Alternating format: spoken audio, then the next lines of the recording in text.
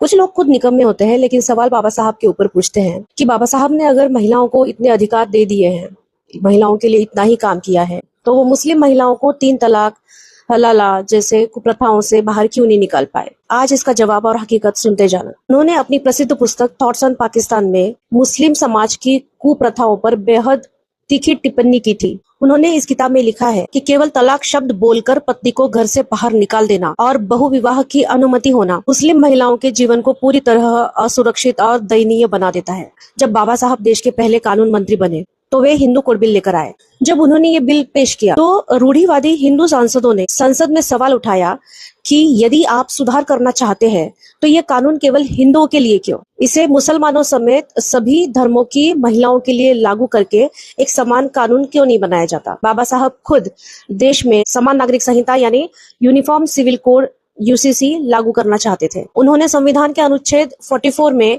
इसे शामिल भी किया है। तो मुस्लिम महिलाओं को कानूनन अधिकार क्यों नहीं मिल पाए? उसकी बड़ी वजह है, उस वक्त देश का विभाजन धार्मिक आधार पर हाल ही में हुआ था। तत्कालीन प्रधानमंत्री जवाहरलाल नेहरू और सरकार का मानना था कि मुस्लिम अल्पसंख्यक समाज अभी डरा हुआ है। अगर तुरंत उनके पर्सनल लॉ यानी शरिया में कोई दखल दिया तो देश में फिर से दंगे भड़क सकते हैं या उनमें असुरक्षा की भावना पैदा हो सकती है। तब मुस्लिम नेताओं और उलेमाओं ने साफ कर दिया था कि वे अपने पर्सनल लॉ में सरकार या किसी गैर मुस्लिम द्वारा बनाया गया कोई भी कानून स्वीकार नहीं करेंगे।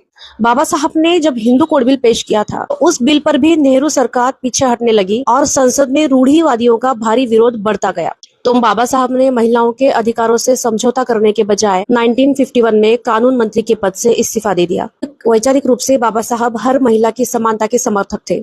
उन्होंने संविधान में मौलिक अधिकार यानी आर्टिकल 14-15 देकर मुस्लिम महिलाओं को वोट देने का और समानता का कानूनी अधिकार तो दिया, लेकिन 3 तलाक, हलाला, निकाह मुता इस जैसे पर्सनल लॉ के मामलों को वे संसद के गणित और तत्कालीन सरकार की अल्पसंख्यक तुष्टीकरण या सावधानी की राजनीति के कारण नहीं बदल सके।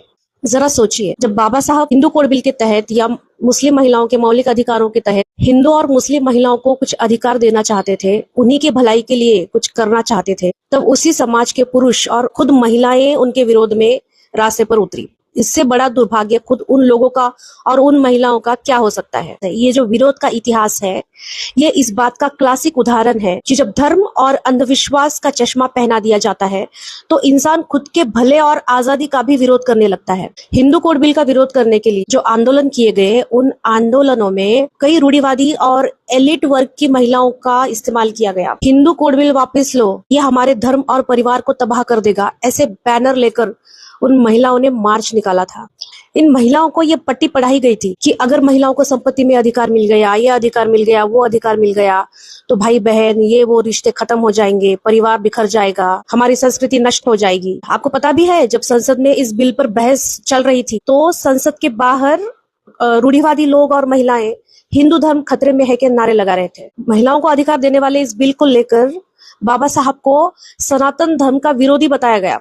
बाबा साहब हमेशा कहते थे, मानसिक गुलामी सबसे खतरनाक होती है, क्योंकि गुलाम को यह एहसास ही नहीं होता कि वो गुलाम है। लेकिन आप आज की वस्तुस्थिति देखेंगे तो ये इतिहास का सबसे बड़ा विरोधाभास है कि जो समाज और जो महिलाएं इस कानून का धर्म का विनाश मानकर सड़कों पर विरोध कर रही थी, आज उन्हीं की बेटियां पोतियां उसी स्वतंत्रता और अधिकारों के दम पर देश और दुनिया चला रही है। आज की आधुनिक महिला चाहे वह किसी भी धर्म, जाति या वर्ग की हो, वो अपनी रोजमर्रा की जिंदगी में हर कदम पर बाबा साहब के दिए अधिकारों का उपयोग कर रही है।